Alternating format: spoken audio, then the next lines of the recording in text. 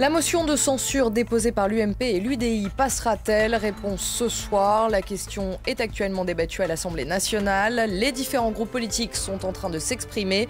Cette motion est la conséquence du recours à l'article 49.3 de la Constitution pour faire passer en force la loi Macron.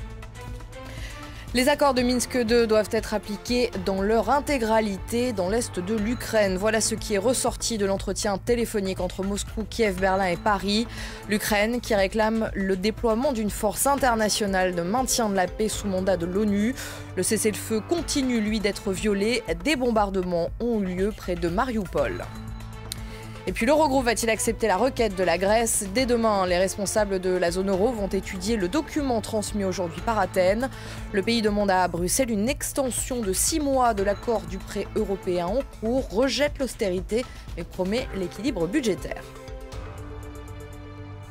Bonjour à toutes et à tous et merci de nous rejoindre sur France 24. Voulez-vous renverser le gouvernement français? Voilà la question à laquelle les députés vont devoir répondre. La motion de censure a été déposée par l'UMP et l'UDI, conséquence de l'utilisation de l'article 49.3 pour faire passer en force la loi sur l'économie, loi dite Macron. Le débat a débuté, vous le voyez, chaque groupe politique est en train de s'exprimer. En ce moment, c'est François de Rugy du groupe écologiste. L'UMP a commencé. Je vous propose d'ailleurs d'écouter Christian Jacob, le président du groupe UMP à l'Assemblée. Il n'a pas mâché ses mots à l'encontre de Manuel Valls. Vous ne pilotez plus, lui a-t-il lancé. Ce qui est un peu tragique dans cette affaire, c'est que vous tombiez sur un texte finalement aussi insignifiant. Le président de la République a dit lui-même, et ce n'est pas peu de le dire, que ce n'était pas la loi du siècle. Et vous vous y accrochez comme si votre survie gouvernementale en dépendait.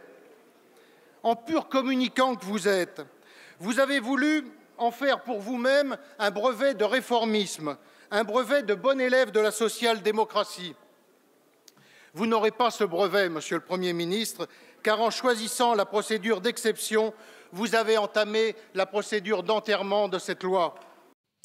Julie Dungelov, vous vous trouvez à l'Assemblée nationale. Alors l'UDI ainsi que les radicaux se sont exprimés. En ce moment, je le rappelle, ce sont les écologistes. Qu'est-ce qui a été dit pour le moment ? Écoutez, l'UDI, parti d'opposition qui a déposé avec l'UMP cette motion de censure, s'est exprimé. Philippe Vigier a indiqué que le 49.3, l'usage du 49.3 était un aveu d'impuissance du gouvernement et que l'UDI entendait bien jouer son rôle de vigie. Et c'est le mot d'ordre, c'est que ce 49.3, cet usage du 49.3 est un aveu d'impuissance. Du côté des radicaux, c'est M. Schwarzenberg qui s'est exprimé. Lui, il soutient cette loi Macron, depuis le début. Il trouve que c'est une avancée pour la France et pour les Français. Ça va permettre des économies aux Français et donc ils ne voteront pas cette motion de censure. Il a cependant émis des réserves sur cette loi, notamment sur les modalités d'application du travail le dimanche. Et il espère un nouveau débat à l'Assemblée pour permettre des avancées sur ce texte. Alors François de Rugy, vous l'avez dit, est en train de s'exprimer. Il a émis ses réserves depuis le début. Il a émis des réserves sur cette loi. Il a indiqué que les écologistes avaient prévenu le gouvernement et que l'usage de ce 49.3 exprimait bien qu'il y avait un manque de stabilité au sein de cette Assemblée. Cependant, les écologistes ne devraient pas, eux, voter cette motion de censure. On attend ensuite, après les écologistes, le groupe communiste, ensuite le groupe socialiste et enfin, sans doute, Manuel Valls va s'exprimer. Et étant donné les charges qui ont été menées contre lui, il ne fait pas de doute que le Premier ministre ne mâchera pas ses mots à son tour. Alors Julie, vous avez pu vous entretenir avec plusieurs politiques. Quelles sont leurs réactions ? Écoutez, la réaction, comme je vous le disais, c'est toujours la même chose, à savoir que le pays n'est plus gouverné, qu'il n'y a plus de majorité. Comment faire passer de nouvelles lois alors que la majorité n'est pas stable au sein de cet hémicycle? Et il faut dire qu'il y a une prochaine loi qui va bientôt rentrer dans l'hémicycle, à savoir la loi sur le travail qui est menée par le ministre du Travail, François Rebsamen, et que cette loi va sans nul doute créer des nouvelles oppositions au sein de la majorité. On sait que les frondeurs ont déjà averti qu'ils seraient extrêmement vigilants sur cette loi et par conséquent, beaucoup s'inquiètent ici qu'on ne puisse pas faire passer de réforme d'ici la fin de cette législature, à savoir d'ici cet été, et que la situation politique soit parfaitement bloquée.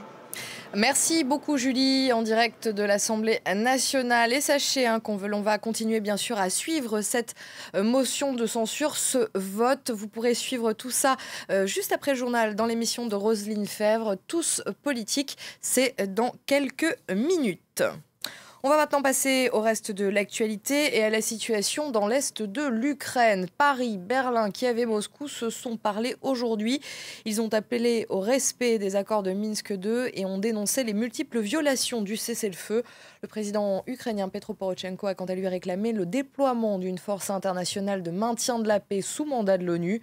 Une proposition rejetée par les séparatistes pro-russes. Des membres de l'OSCE doivent normalement se rendre sur le terrain aujourd'hui. Les combats sont en tout cas toujours en cours. Selon l'armée ukrainienne, les insurgés ont tiré des roquettes dans la localité de Chirokine, à 30 km à l'est de Mariupol. Hier, les soldats ukrainiens ont abandonné la ville de Debaltseve aux mains des insurgés. Des dizaines de soldats auraient été faits prisonniers. Une évacuation qui s'est déroulée en catastrophe sous les tirs d'artillerie. C'est un reportage de Roméo Langlois, Maïssa Awad et Luc Borne. Pour l'armée ukrainienne, l'heure de la retraite a sonné. Une évacuation en catastrophe, sous les tirs d'artillerie. Vous appelez ça une trêve? Ils nous pilonnent toute la journée. C'était écrit, Debaltseve a fini par tomber. Les ambulances vont chercher les blessés tandis que les blindés quittent le front. Ces hommes viennent d'échapper à un piège mortel. Nous avons vu la mort 2 fois, et 2 fois on a survécu. Ils sont exténués, amers, mais aussi euphoriques d'être encore en vie.